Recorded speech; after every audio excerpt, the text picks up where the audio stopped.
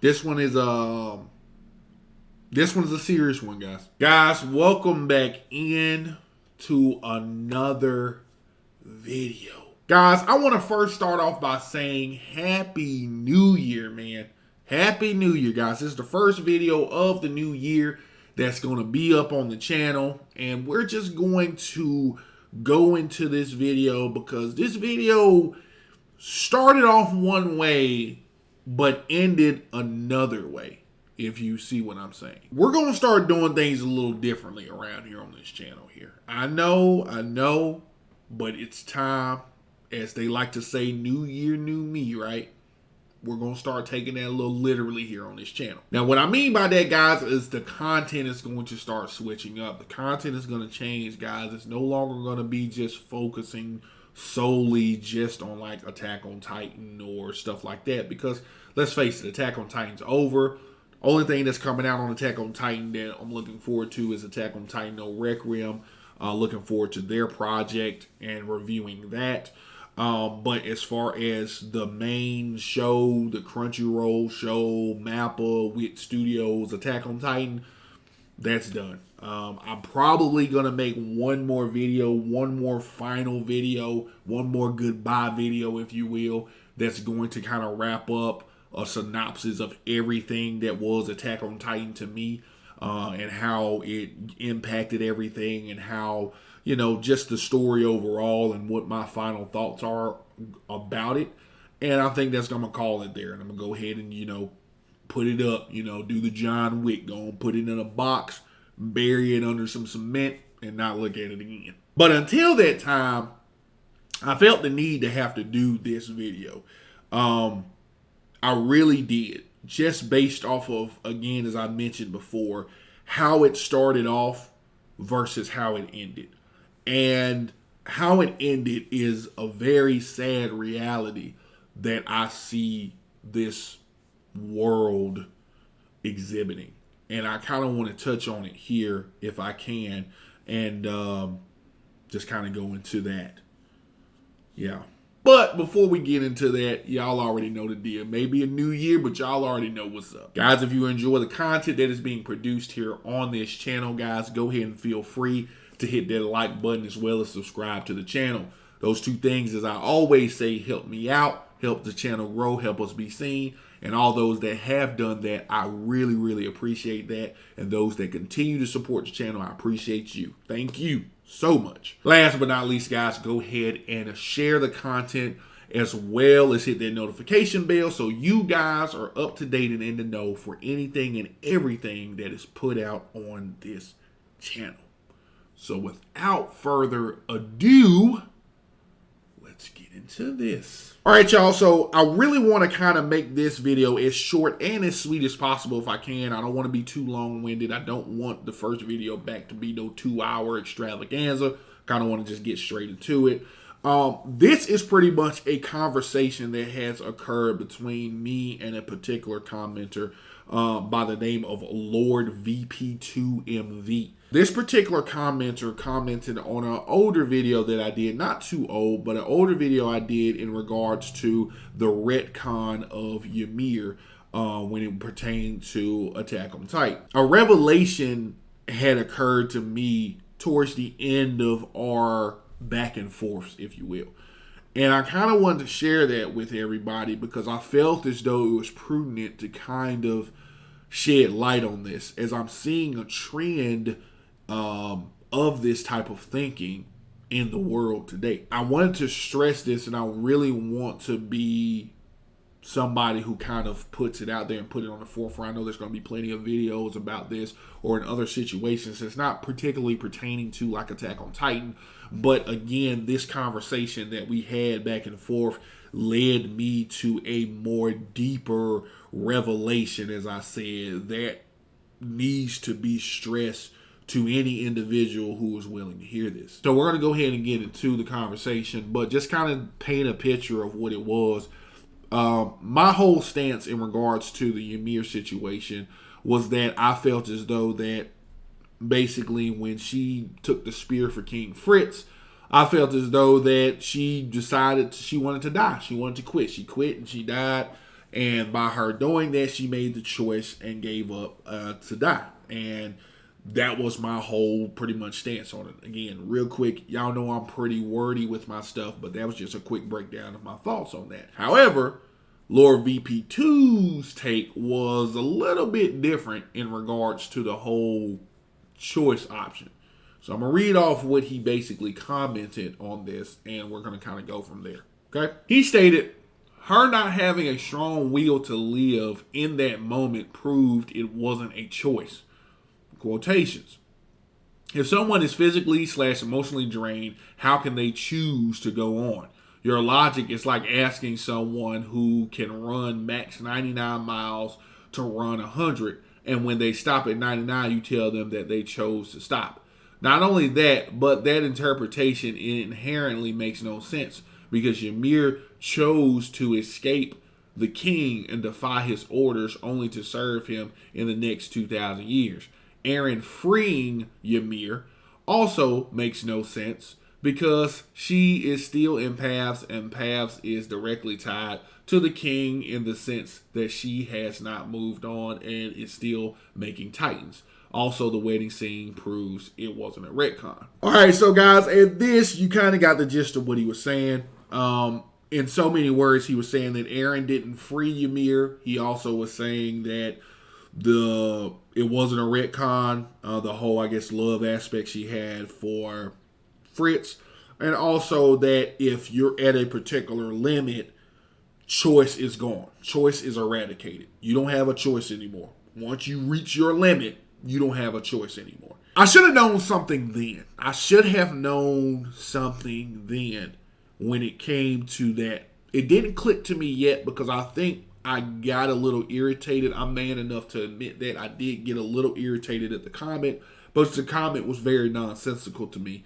And I was like, what the fuck is going on, right? I responded in kind and I stated this. Are you serious? Will is tied directly to choice. Hence, someone having a strong will to survive means that they won't give up in the midst of adversity. Eren was plenty beat up physically and emotionally throughout the series. That is why the theme was keep pushing forward. It ties directly to his conversation with Falco, where he states that there are people who deliberately place themselves in hell so that they can try to create a better outcome. What the fuck are you talking about? She had a reason to keep going besides the slave mentality she developed. Her will to live should have been tied to her children and wanting a better outcome for them. However, we see that she gave up in the end and chose death. She didn't even try. That was the theme of AOT. Keep moving forward. She didn't. She gave up and digressed back into her slave state of mind. Why do you think she was a child in Paths and not an adult? The reason was because she was more of a slave as a child than when she was an adult. As an adult, she was living in the palace with her children and King Fritz. Eren came and freed her from that, telling her she has a choice.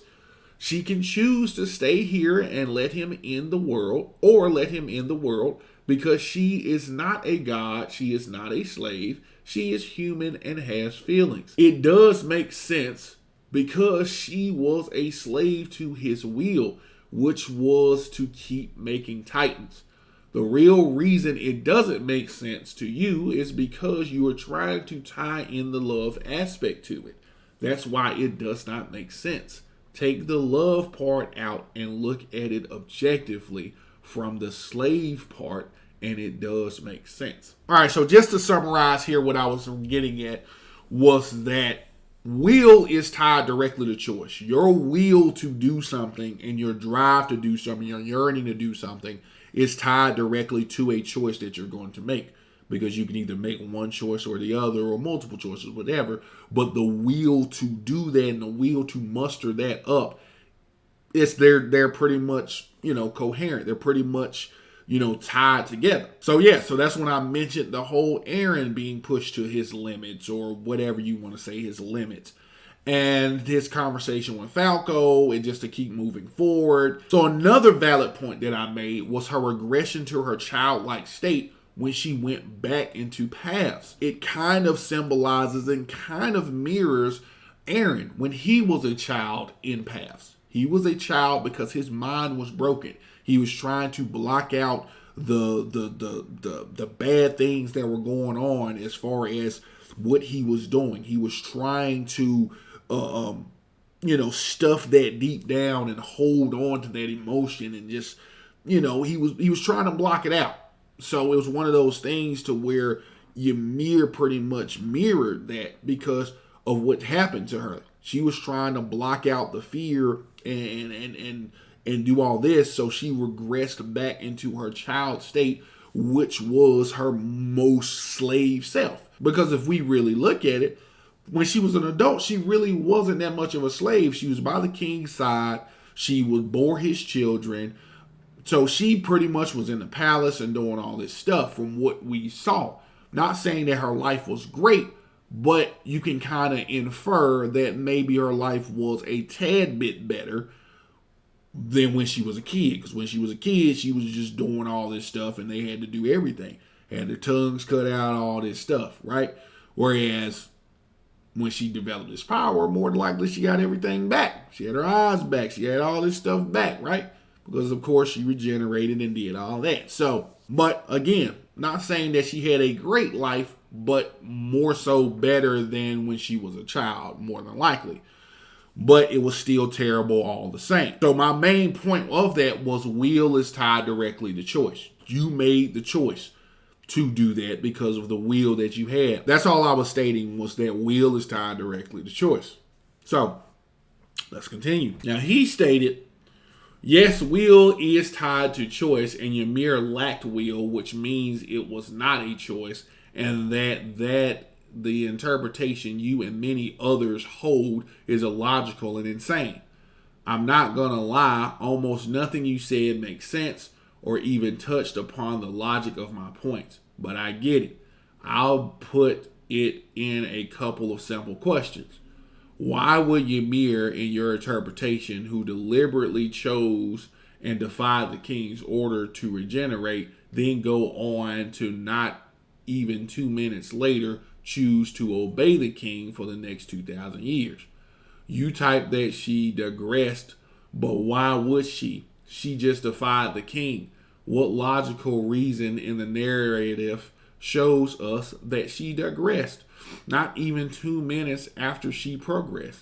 Besides that, your interpretation further makes no sense because you state she was more of a slave as a child, and yet when Aaron apparently freed her, she is still a child that is in paths, creating titans, just like how she was for the past 2,000 years. I wonder why that is. At this point now, I was getting very frustrated because it was like this person was deliberately misinterpreting what was going on. And they were trying to bring about so many points of confusion and just try to throw things in there that really had nothing to do with anything. Anybody that was blind can see that we know that Ymir was a slave there and a slave in death. I just elaborated on the point I was making when I said that she digressed back into her childlike state, because I felt as though my interpretation is that she was more of a slave at that time because of the life she was living. She was more of a slave when she was a child, doing slave type work, right? Where she was in the palace living amongst everybody. She was walking through the halls. We saw that towards the end, seeing the women on frits and doing all this stuff. She was walking through the palace. We saw that. We saw her, being more cherished because of the fact that she was a tool of the king. So he did kind of hold her in a more higher regard because of the fact of her usefulness to him. I mean, he didn't love her. He didn't do anything like that. He wasn't like in love with her, trying to protect her in that way. He just saw her more of as a weapon, more of as a tool. So he kept her close by. She bore his children, stuff like that.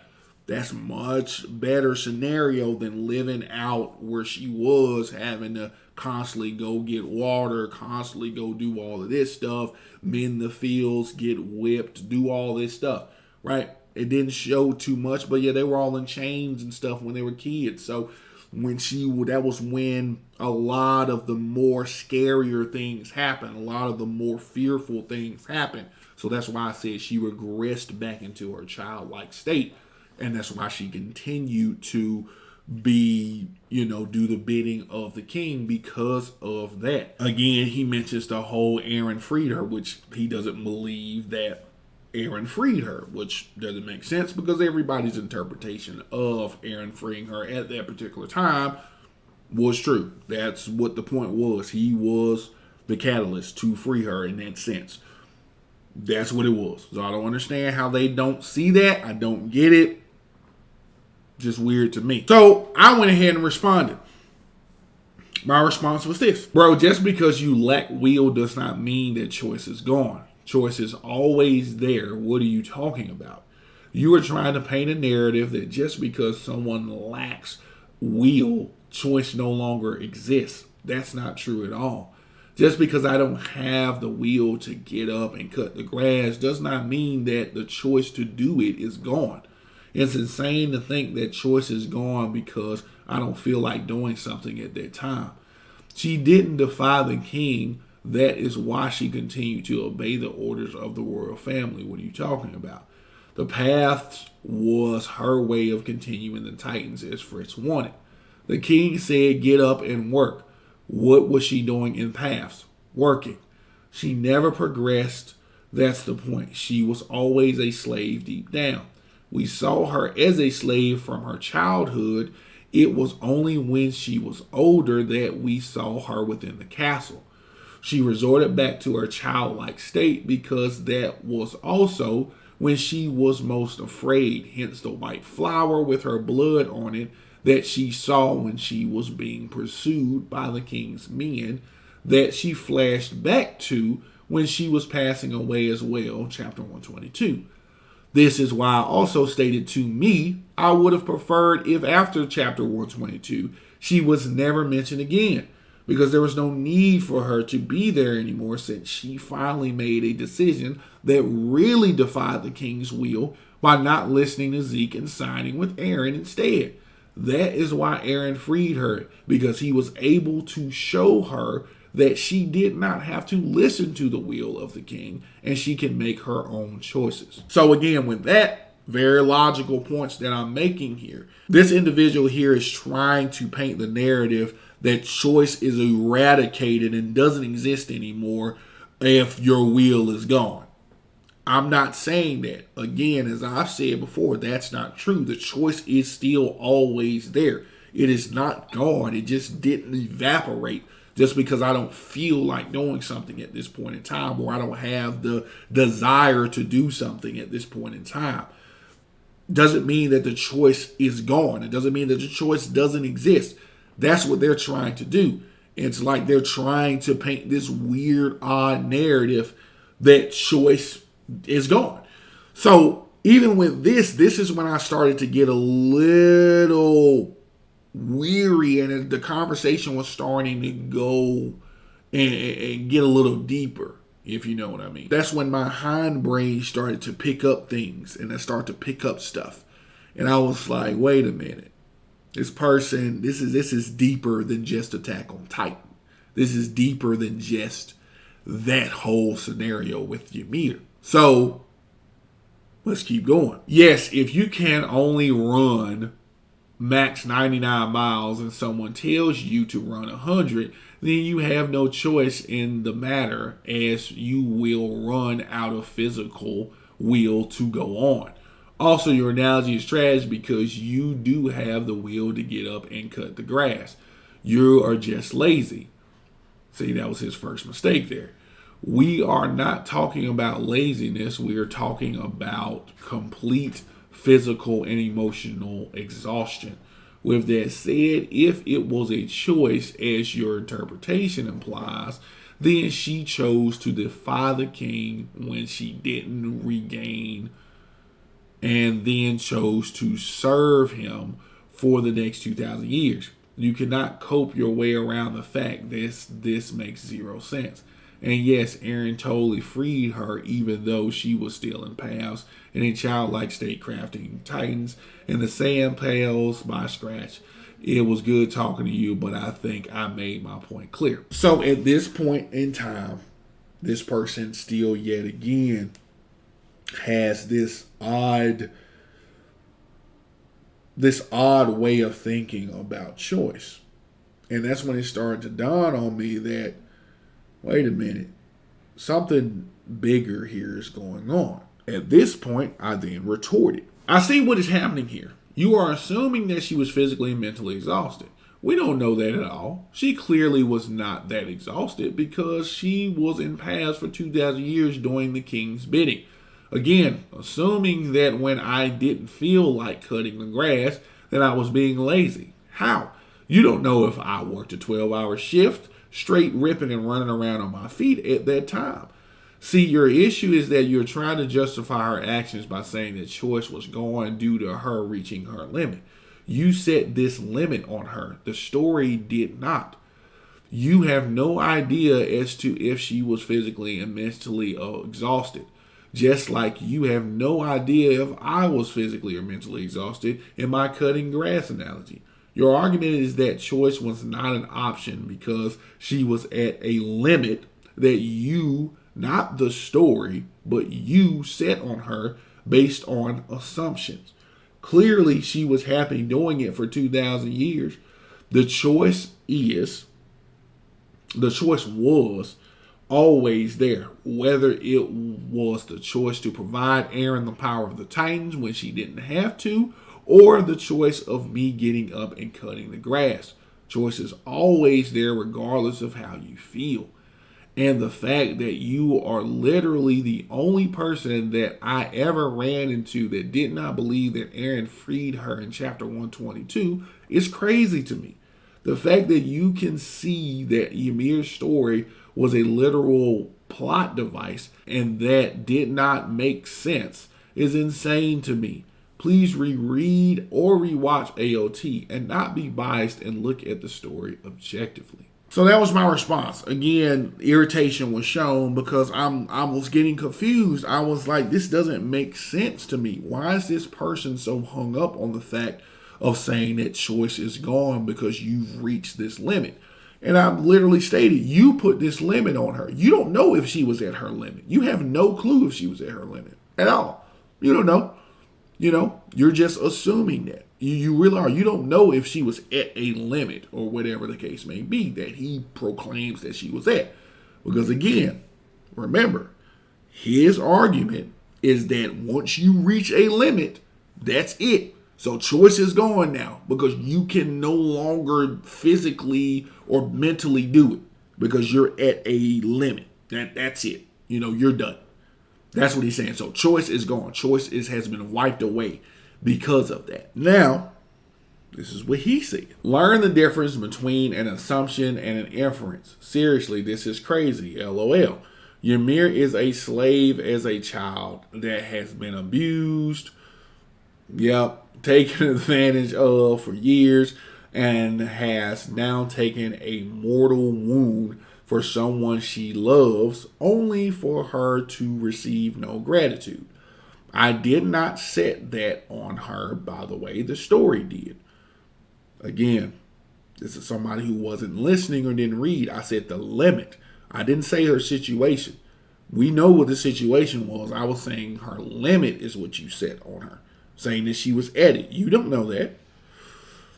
Now, answer this simple yes or no question. Giving all the context I listed, it is not reasonable to say that she is likely emotionally and physically exhausted. No, it's not unreasonable to say that. Not at all. But that wasn't the point I was making. It's not unreasonable to say that. But we'll continue. We both know what the logical answer to that question is, but I'll leave you to it. But notice how I didn't come to that conclusion off of nothing. I used a series of facts. That's called an inference, much like how I can infer how you are wrong yet again, and that Ymir probably is exhausted in past, not happy, LMAO. Again, that's why it's hard to have conversations like that, because happy, me saying that she was happy to do it, was a dig. It wasn't that I know she was smiling and running around and doing that. Obviously, I know that. But I'm saying she literally has seemed to have no problem with doing it for 2,000 fucking years. So clearly something was there. So clearly she was not upset that she was doing it. Clearly. That's what I'm saying. But we'll continue. But she can't do anything about that because it is a world free from death, unlike the real world. Not only that, but your logic works against you. You have no idea if she was capable of making a choice in that moment. Yes, we do, because she already made the choice. That's the point. She already made the choice at the end of the story. So we know she's capable of doing it because we saw her being capable of doing it. She was capable of making a choice because she was capable because she did it. She gave Aaron the power. So clearly she had the power to obey or disobey because we saw her do it. It wasn't that. So again, Jesus, you are setting your own assumptions on her regarding her capabilities. This is sad, guys.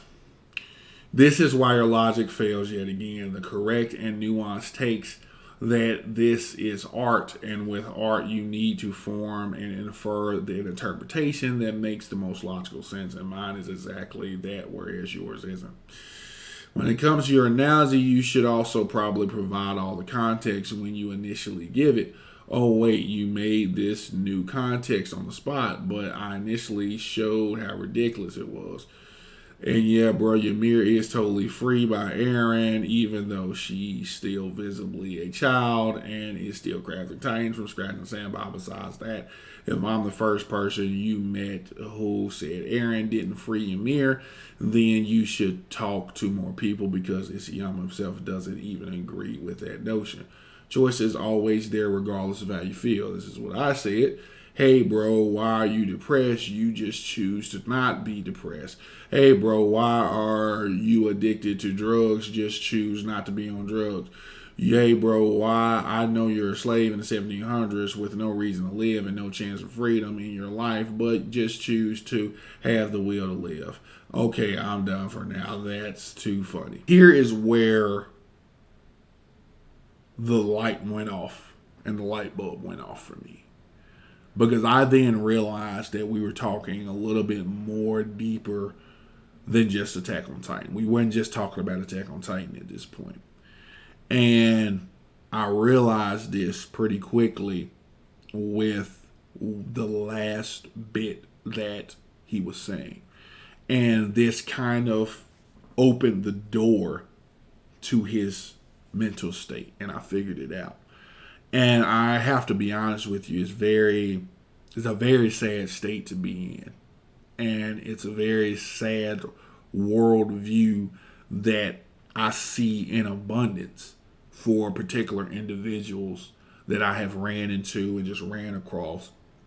And to be honest with you, it's very sad. It's very, very sad.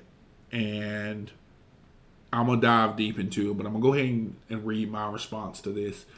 And you guys will know where I'm coming from. And then we're going to go ahead and wrap this up because hopefully you guys are following along just as I was following along. So you guys are kind of seeing and picking up what I'm putting down. So let's go into my responses. I had 2 responses, so we're going to go into the first response. Your initial comment was stating that because someone may be at their emotional and physical limit, choice does not exist.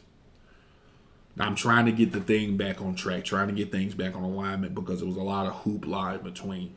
So I simply stated that is not true and choice always exists even in those circumstances. That's it. You claiming that choice disappeared completely is nonsensical because her actions alone voids your argument.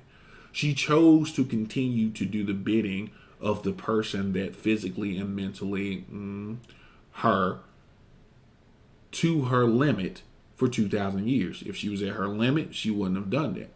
My stance was simply this. Isayama is stating that she did all of that out of the love she had for King Fritz.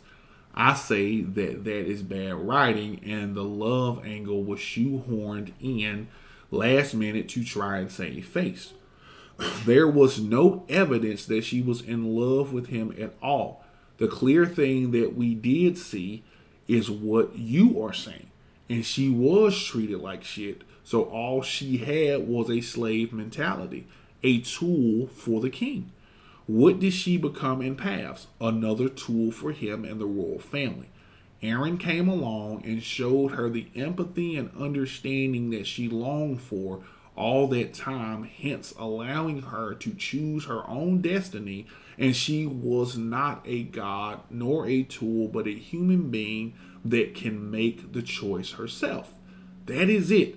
The entirety of this video is showing that it was not about some random love angle, and that it perfectly aligned with the slave narrative / cattle narrative that Aaron tried so hard to fight against.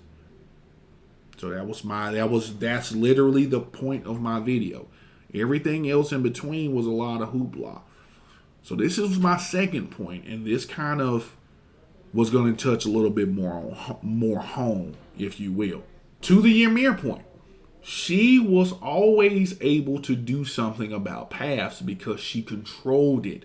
She literally was the one that created the path shifters that helped Armin. She was the one that saw Mikasa kill Eren and say, okay, I'm good now. I have seen what I needed to see. She ended the curse. The choice was always hers to make. And to your last points, I truly feel sad for you, really. The reason for that is because the way you are speaking sounds like a weak-minded individual who blames their circumstances on everything else instead of using their own fortitude to get out of a terrible situation. The last bit about depression, slavery, and drugs shows me everything about your mental state. You can stop being addicted to drugs if you put in the work. People do it all the time by going to rehab, getting a support system, fighting for a better life because they don't want to be in that situation anymore. People can stop being depressed if they determine the reason for their depression and fight for a better life. People do it every day. They determine the means of their depression and destroy it and gain a victory by overcoming that horrendous mental prison. The slaves in the 1700s could stop being slaves. Not saying that there would not be consequences. Some may lose their lives in the process, but you can still not sit in your situation. You can rebel against the oppression.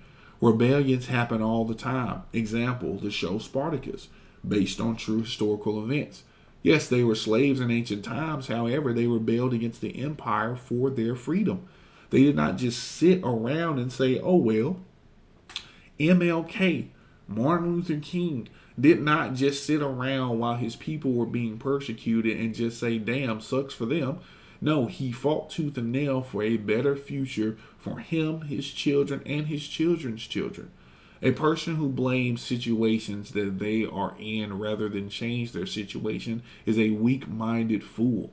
That is like me getting up every day and complaining about a job that I hate and doesn't pay well, and I'm just sitting doing nothing about it. It is my choice to stay there and complain when I can very easily get my ass up, go on job forums, fill out applications, go on interviews for better jobs and opportunities. I truly feel sorry for you if you cannot see that you have the power to change whatever situation you are in by making better choices and not pushing past your limits to reach a new level. I wish you the best of luck in your future. Now we get to the main meat and potatoes of what I was referencing in the beginning of it. Went from one thing to something a lot deeper. As we see here, his mentality was simply that. His last little bit as he was talking about the depression part, talking about the drugs part, talking about the slave part, he has no will to fight. He is very weak-minded and soft-minded, and his type of thinking is the type of thinking of somebody you wouldn't want on your team. And what I mean by that is, if my team has a specific objective and we're met with a little pushback on said objective, he's the type of person to just say, oh, okay, well, shit, the objective's here. Oh, well, we We have a barricade here where there's nothing, there's no way out. We're getting fired at or whatever the case may be. He's the type of person who will panic in that situation and give up in that situation. He's the type of person who, if you're down some points in a game, whatever game you're playing, and you guys have struggled the whole game, he's the type of person who would not put that leadership quality in the individuals to rally the team and to rally people together to make a difference, to actually overcome what's happening to them. He's the type of person who would just sit there on the bench and be like, hey, take me out, coach. I don't see a reason for us to continue. He's that type of person who, once something happens, he will blame what that thing is rather than trying to find a way around it. And I've noticed that in a lot of individuals now.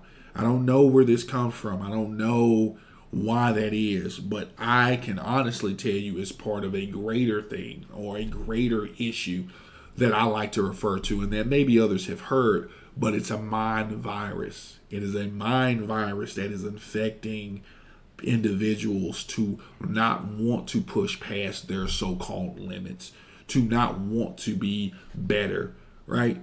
Like, it's one of those things to where it's like, if you even just simply put, you're playing a video game, and in order to progress to the next level, you have to beat this particular boss, right? Or you have to beat this particular obstacle.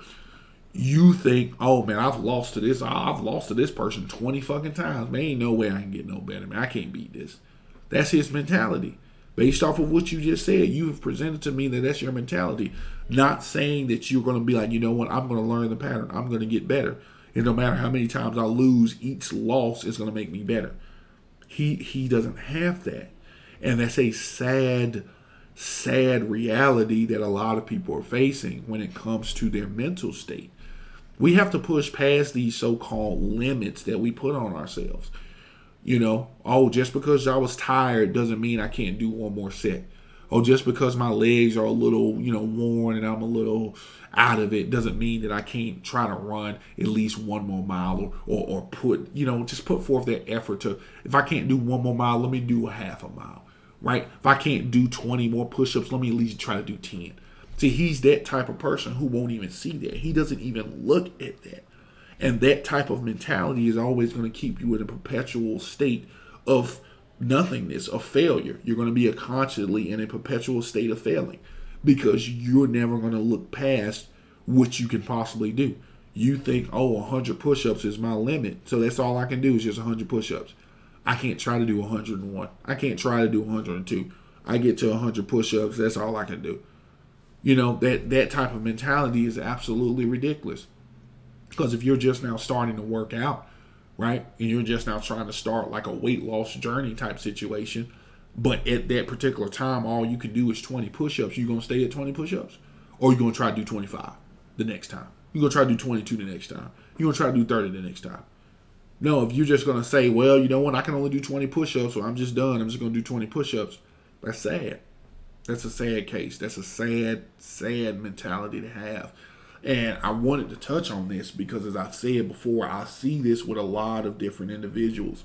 I saw this isn't the first person that I've encountered when it came to a conversation amongst the comments that had this type of mentality that was like, oh, I'm just going to give up. You know what I mean? There was somebody who was mentioning the whole situation of Aaron they were kind of alluding to the fact of going back to Attack on Titan for a second. They were kind of alluding at the fact of like Aaron should have just gave up and just whatever. Marley should have just came in and destroyed him. Aaron shouldn't have done what he did. And that's when I kind of said in a particular video that I'm going to fight for my family. If there's danger at the door, I'm going to fight for my family. I'm just not going to just sit there and just allow that to happen. I'm not just going to sit there and allow somebody to smack me, or she'll smack my girlfriend, or smack my mom, or smack my sister, or beat up my brother. I'm not going to just allow that. You know what I mean? Like this type of thinking, that's what you're going to allow. You're going to allow it because you're going to feel like, oh, I can't do anything about it. I can't do nothing. You know what I'm saying? Because I'm in this situation, I just can't do it. And that's a sad mindset to have. And I encourage everybody with this video, guys, get out of that mindset. Be more. Achieve more. That's the only way you can be great, is if you push past these limits that you set on yourself. That's a mental issue. That's a mental problem if you're literally putting limits on yourself. You'll never get better if you continue to confide in these limits. You'll never get better. You'll never achieve anything greater because you're constantly just going to focus on the fact that I can only do 99 miles. That's all I can do. You know what I mean? Instead of saying, you know what, I'm doing 99. I'm extremely, extremely tired, physically tired, and emotionally beat up at this 99 miles. But you know what? I'm going to do 100. I'm going to try to do 100. Let me try to do one more mile. If I even can't even do the one more mile, let me at least try. If I can't do one more mile, let me at least try to do a half a mile at least. So I will beat that. And then the next time, I'll try again. That's all that I'm saying. And the fact that you think that and you're in your mindset is very, very sad. As I've said, it's very sad to me. And I wish you the best. I wish you the best because, again, you'll never be great if you have this mindset that you have. You'll never achieve greatness if you consistently stay with that mentality that you're proclaiming, because you're never going to want to push past the limit that you placed on yourself. As I said, he placed that limit on her. Oh, she's physically and mentally exhausted. You know, she didn't get any gratitude, so that's why she was like that. That's a limit that you're placing on yourself. That's a barrier that you're placing on yourself. You got to believe that you can do anything and achieve anything. And you can achieve anything and do anything through hard work, through perseverance, through trying something. Like the fact that you will just give up is very sad. That's why I say people wouldn't want you on your team. People wouldn't want to build with you because you're gonna feel like, oh, this is the best. This is the best I could do. Oh, I'm only gonna make $10 an hour, $15 an hour. All right, this is the best I can do. I can't make any more money. I can't do anything else. All right, this is the best I can do. Sad, very, very, very, very sad. That's going to do it for me. That is going to be the video. I just kind of wanted to read off our dialogue back to back in the sense of what we were talking about. And again, as I've said, it seemed that it went from just talking just solely about Attack on Titan to start to evolve into something a little bit greater and start to evolve into something that I felt as though needed to be shared. Because again, as I've said, a lot of individuals are struggling with this. A lot of individuals are weak-minded, and a lot of individuals have suffered from this mind virus that's attacking everybody and thinking that they can't make a difference or they can't make a change to the world or to their circumstances or even to themselves. They're just sitting idly by, just wallowing in their sorrow and just saying, oh, well, it is what it is. This is the best I can do. When you know that you can do better and you know and you will want to achieve more, that's just a mental block. You're placing that limit upon yourself. You're placing that mental block upon yourself. And you, in order to achieve greatness, you have to break that. So that's really kind of it, honestly. But again, guys, you guys tell me what you guys think. This is your chance. Y'all comment down below. Let me know what you think. Let me know if, hey, I was being too hard. And to be honest with you, you should just sit there and just do the best you can do. And whatever outcome happens, it happens. Or if you do agree with, hey, you should push past yourself. You shouldn't try to kill yourself by doing a lot of stuff, by trying so hard that you're, destroying yourself. But little by little, you should do enough to try to get better. Let me know if you guys agree with that, right? So, with that being said, guys, I appreciate it. Say Happy New Year again. As I said, this is the first video of the new year. Content is going to be switching up. Content is going to be changing. It's going to be more focused on real world things as far as a lot of the issues that are going on inside the world and stuff like that. So everybody who's been on this journey with me over all the videos that I've posted, again, I appreciate you guys. Share the content, as I've said before, and we're just going to do nothing but get better and get bigger and get brighter. So, I want you guys to enjoy the rest of y'all's goddamn day, and I'll see you guys in the next one. I'm out.